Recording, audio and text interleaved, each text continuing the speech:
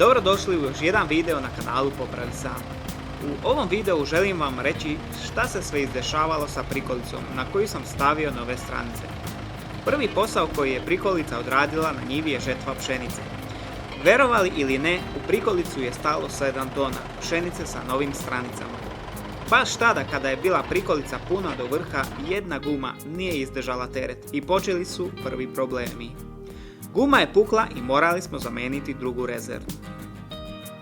Ovaj problem sam očekivao i to sam i najavio u prethodnim klipovima, da će gume biti najveća mane ovakve remontovane prikolice.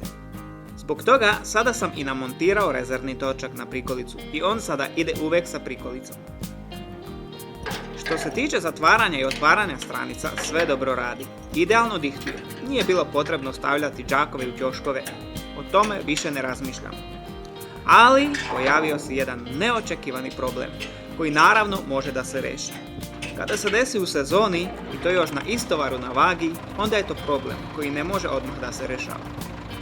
Nove stranice su prilično teške, tako da ceo sanduk je sada mnogo teži. Stranice su sada veće od fabričkih za 10 cm i stane više obira u prikolicu. Prikolicu kipujemo hidraulično sa traktorom i došlo je do problema. Na jednoj spojnici gdje se račva ulje u klip na razvodniku, a zatim ide pozadi za drugu prikolicu, se od opterećenja izvadilo i nismo mogli da kipujemo hidraulično sa traktorom. Možete vidjeti kako je konstrukcija prikolice prljava od ulja. Zamenio sam drugu konusnu čauru, koju matica sa navojem steže i drži šipku pričvršćenu za razvodnik. Sada dolazi žetva suncokreta i vidjet ćemo kako će se ponašati sa kipovanjem. Sljedeća faza koju sam tek sada završio na prikolici jeste električna instalacija.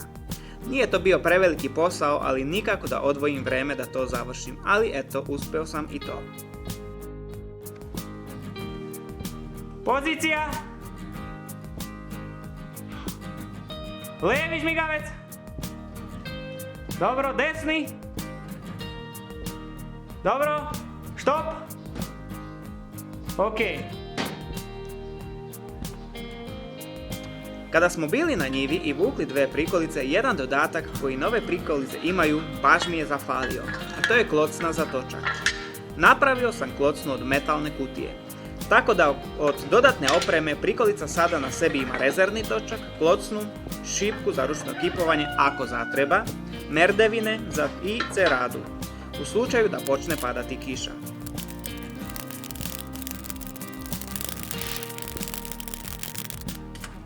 To bi bilo to u ovom kratkom izveštaju prikolice. Mnogi od vas traže da prikažem rad kočnica i kako se popravljaju. Na ovoj prikolici kočnice rade, ali trenutno mi ne radi nožna papuča na traktoru, zbog toga mogu najaviti video o kočnicama, ali za sada morat ću to da odložim za drugo vreme.